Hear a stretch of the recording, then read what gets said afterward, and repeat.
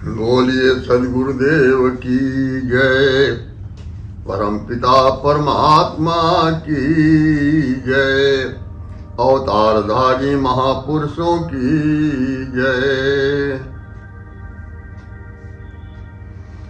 श्रावण महीना सूरत जागृति का महीना कहा जाता है। आज हम लोग इसी के ऊपर चर्चा करेंगे। हमारा देश भारतवर्ष त्योहारों और पर्वों का देश है।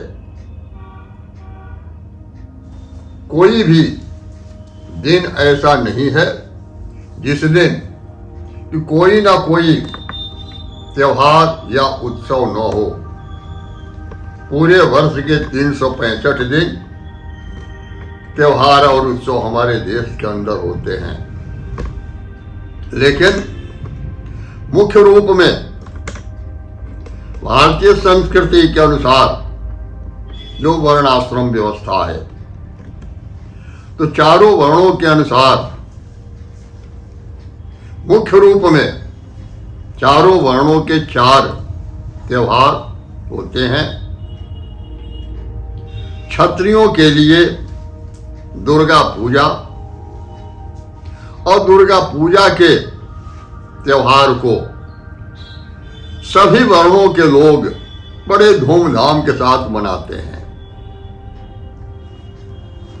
वैश्यों का त्योहार है लक्ष्मी पूजा या दीपावली, और सभी वर्णों के लोग इस दीपावली के त्योहार को बड़े धूमधाम के साथ मनाते हैं। और इतना ही नहीं, होली का जो त्योहार है, होली का त्योहार शूद्रों के लिए है, लेकिन चारों वर्ण के लोग बड़े ही उत्साह के साथ इस होली के त्योहार को मनाते हैं। लेकिन ब्राह्मणों का जो त्योहार है, उस त्योहार के बारे में शायद जो तथाकथित सनातन धर्मी ब्राह्मण हैं, बहुत कम लोग इस चीज को जानते होंगे। ब्राह्मण का पर्व है श्रावणी। श्रवण शब्द से ही श्रावण बना है, और श्रवण से ही श्रावणी बना है। श्रवण का मतलब होता है कान, और श्रवणी जो कान के अंदर सुनने की शक्ति है, क्षमता है, उसको श्रवणी कहते हैं। कबीर की एक साखी है। कबीर कहते हैं कि 4 दृग महिमंडल रच्यो, रूम साम बीच ढिल्ली, और ताय आगे कछु अजीब तमाशा, यम मारे हैं किल्ली। 4 दृग महिमंडल रच्यो। 4 दृग क्या है? 2 आंख है और 2 कान है। आंख के अंदर बाह्य दृश्य को देखने की क्षमता है, लेकिन आंख कब देख सकती है? जब अंदर भी ज्योति हो आंख के अंदर, और बाहर भी ज्योति हो। अंदर और बाहर दोनों जगह अगर ज्योति है, प्रकाश है, तब तो यह आंख बाह्य जगत को देख सकती है, क्योंकि यह माया द्वारा प्रदत्त चर्म दृष्टि है। यह बाह्य जगत को ही देख सकती है, अंतर जगत को नहीं देख सकती। और ठीक उसी तरीके से कान के अंदर भी शब्द मौजूद है, तभी वह बाहरी शब्दों को कैच करता है, पकड़ता है। अगर अंदर शब्द न हो तो बाहरी शब्द भी सुनाई नहीं देंगे। लेकिन ये आंख और कान, ये दोनों बाह्य दृश्यों और शब्दों को मेमोरी में डाल देते हैं और इन्हीं दोनों के माध्यम से हमारे जीवन यात्रा की फिल्म तैयार होती है। एक फिल्म मशीन के अंदर लगी हुई है और दूसरी फिल्म तैयार हो रही है। पहली फिल्म समाप्त होगी और दूसरी फिल्म के अनुसार यह जीव अगले शरीर के अंदर प्रवेश करेगा। अब रही चीज या जो अंदर के शब्द हैं, उनको कैसे सुना जा सकता है? तो जो सूरत है, सूरत बाहरी दृश्य और बाहरी शब्दों में फंसी हुई है। दोनों जगह, आंखों के अंदर और कान के अंदर, या बाहरी दृश्य को देखती है आंख और बाहरी शब्दों को कान सुनता है। क्योंकि मूल रूप में सूरत अंधी हो गई है, जिसको कबीर कहते हैं कि शब्द बिना सूरत आंधरी, कहो कहां को जाए, और द्वार न पावे शब्द का, फिर भटका खाए। मूल शब्द के बिना, जिस शब्द से सूरत अलग हुई है, उस शब्द के बिना सूरत अंधी हो गई। जैसे कोई अंधा व्यक्ति है और अंधे व्यक्ति को एक चार दीवारी के अंदर बंद कर दिया गया, एक ही दरवाजा उसमें हो। गुरु बता दिया कि दीवार को पकड़ करके और किनारे किनारे चलो, और जब वह दरवाजा आवे, अनुभव हो कि दरवाजा होए, तो तुरंत बाहर निकल जाना। अब यह अंधा दीवार पकड़ करके तो चल रहा है, लेकिन जब वह दरवाजा आता है, इसे खुजली हो जाती है और फिर दरवाजे से आगे बढ़ जाता है। यह खुजली क्या है? 84 लाख योनियों से विचरण करते हुए जब यह जीव मानव तन के अंदर प्रवेश करता है, तो मानव तन के अंदर ही वह दरवाजा है जिसे 10वां द्वार कहा जाता है, जिस द्वार से अनवरत शब्द प्रवाहित होता है, शब्द की तरंगे प्रवाहित होती है। लेकिन जब यह मनुष्य योनि के अंदर आता है, मनुष्य का शरीर पाता है, तो यह तेरा और मेरा की खुजली इसको हो जाती है और यह पारिवारिक रिश्ते नातों में इतना उलझ जाता है कि यह अपने आप को भूल जाता है और 10वां द्वार भी भूल जाता है। यह नहीं समझ पाता वह मूल शब्द कहां से आ रहा है। इसीलिए यह श्रावण का महीना, जो श्रावणी पर्व है, यह ब्राह्मणों का पर्व है, जिसे शायद कोई नहीं इसको करता। जब गुरु के शरण में जाकर के संतों की वाणी, गुरु का उपदेश ग्रहण करके सूरज को जागृत करने का यह महीना है। क्यों? यह जो कान है, इसके माध्यम से जब ज्ञानोपयोगी शब्द अंदर की तरफ जाएंगे, ज्ञान की आहुति दी जाएगी, तो अंदर जो भी कचरा भरा हुआ है वो सारा कचरा जल करके साफ हो जाएगा। इसीलिए अध्यात्म के अंदर हमारे चारे वर्णों के लिए भी 4 तरह के यज्ञ बताए गए हैं। ब्राह्मणों के लिए ज्ञान आहुति यज्ञ, और ज्ञान आहुति यज्ञ में यह कान ही हवन कुंड है जिसमें शब्द की आहुति दी जाती है।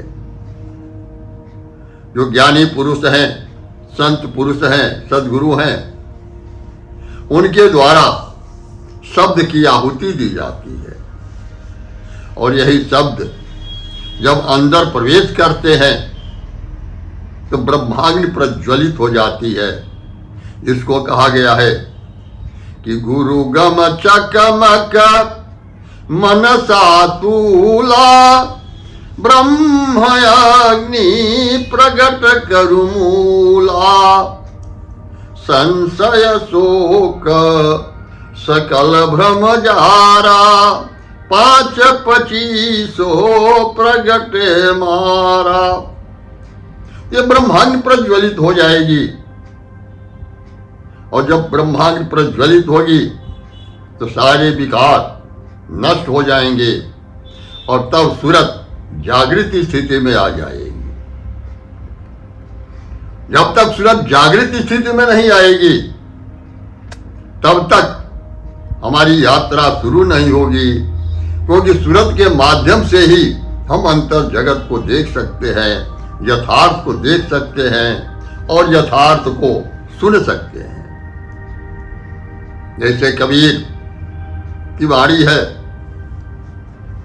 सूरती से देख ले वह देश, सूरती से देख ले वह देश, देखत देखत दिखन लागे, मिट गयो सकल अंदेश, सूरती से देख ले वह देश।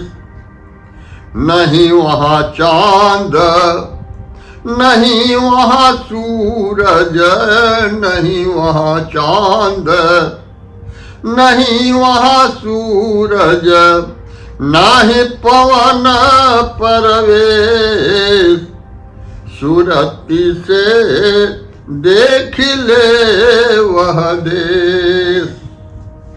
नहीं वहाँ जाप, नहीं वहाँ अजपा, नहीं वहाँ जाप, नहीं वहाँ अजपा, नहीं अक्षर परवेश, सूरती से देख ले वह देश।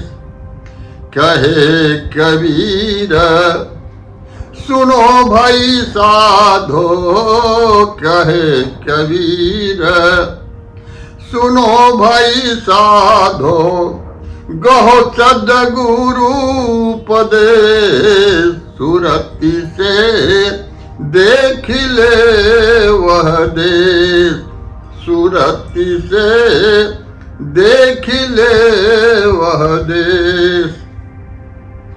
जब तक सूरत हमारी जागृत स्थिति में नहीं आएगी तब तक हम किसी चीज को नहीं देख सकते, बाह्य जगत में ही उलझे रहेंगे, क्योंकि यह चर्म दृष्टि बाह्य जगत को देखने के लिए ही बनाई गई है। यह माया द्वारा प्रदत्त है, और हमारी जो वास्तविक दृष्टि है वह दृष्टि तो सूरत ही है। और जब तक यह सूरत शब्द में विलीन नहीं होगी तब तक आगे की यात्रा शुरू नहीं होगी, यथार्थ का बोध नहीं होगा। फिर वो कहते हैं कि जो सूरत कान में फंसी हुई है बाह्य जगत के शब्दों में, तो उसको कहते हैं, जगाते हैं जागृत स्थिति में लाने के लिए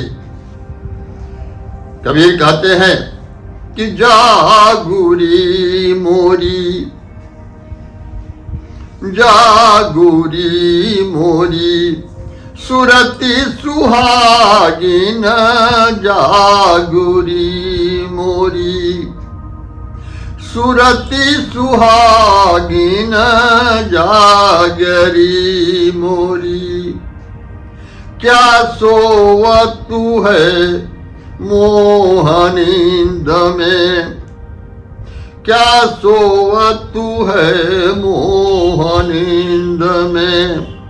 उठ के भजन में लागुरी मोरी सुरति सुहागिन, जागुरी मोरी सुरति सुहागिन। सुरति से शब्द सुनो मन बस करी, सुरति से शब्द सुनो मन बस करी। उठत मधुर धुन रागरी मोरी सुरति सुहागिन, जागुरी मोरी सुरति सुहागिन। कहीं कबीर सुनो भाई साधो, कहीं कबीर सुनो भाई साधो। जगत पीठ देई भागुरी मोरी सुरति सुहागिन, जागुरी मोरी सुरति सुहागिन। कबीर कहते हैं कि जगत पीठ देई भागुरी मोरी सुरति सुहागिन। जगत का मतलब जो सृजन और संहार के बीच में जो कुछ भी है दिखाई देता है, जो क्षण क्षण परिवर्तन हो रहा है, वह जगत है। और जो सदा शाश्वत रहने वाला है वह वास्तविक तत्व है। तो कहते हैं कि जगत से पीठ दे भागुरे, मतलब वहां से भाग करके, और जो यथार्थ है, जो सदा शाश्वत रहने वाला है, जो चेतन आत्मा है, जिसका न सृजन होता है न संहार होता है, न कहीं आता है न कहीं जाता है, उसको, उसकी तरफ जाओ। संसार के माया जाल में तुम मत फंसो। तो बार बार संत लोग यह संदेश देते हैं। और यह श्रावण का महीना इसीलिए आया है कि हम अपनी सूरत को जागृत स्थिति में ले आवे। इसीलिए श्रावण महीने में जो ऋषि लोग हैं, बचपन में हम लोग श्रावणी करते थे, जाते थे गंगा स्नान करने, पंचगव्य से स्नान करते थे। गाय का गोबर, गाय का मूत्र, गाय का दूध, गाय की दही और गाय के घी, ये पांचों लगा करके स्नान करते थे। फिर ऋषि का कुशा का एक प्रतिमूर्ति बना करके, आकृति बना करके, और ऋषि का पूजन होता था। कहा जाता है कि ऋषि तत्वद्रष्टा, ऋषि लोग तत्वद्रष्टा थे। उसी तरीके से आज जो परम गुरु हैं, जो गुरु हैं, वो तत्वद्रष्टा होते हैं।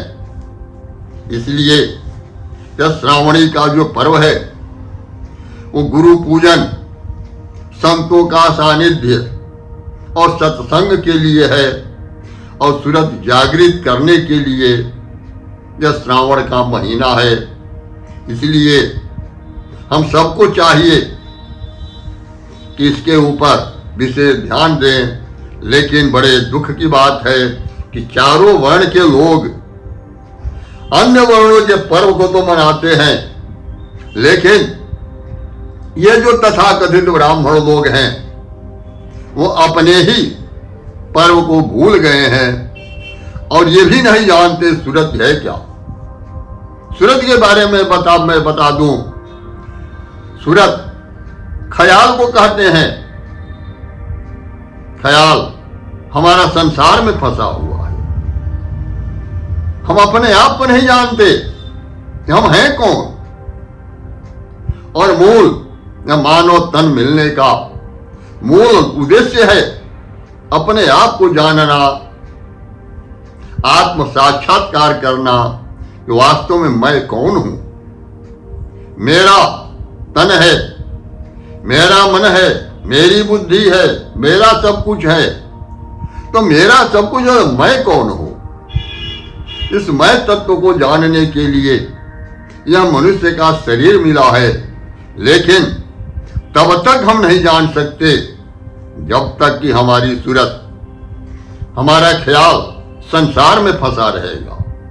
क्योंकि जहां हमारा ख्याल रहेगा, अगर विषय वासनाओं में हमारा ख्याल है तो हमेशा उसी के बारे में हम सोचेंगे और उसी तरफ हमारा तन मन सब कुछ उसी की तरफ चला जाएगा।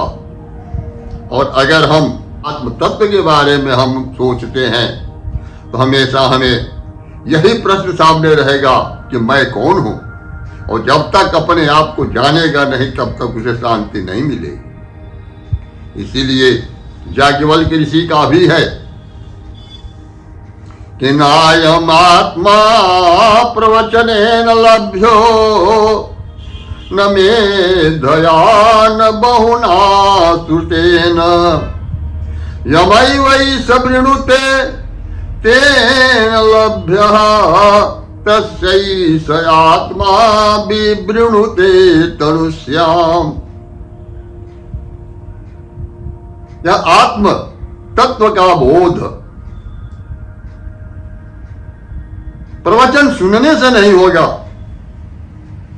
न बुद्धि के बल पर होगा और न तो बहुत से शास्त्रों का गहन अध्ययन करने से होगा।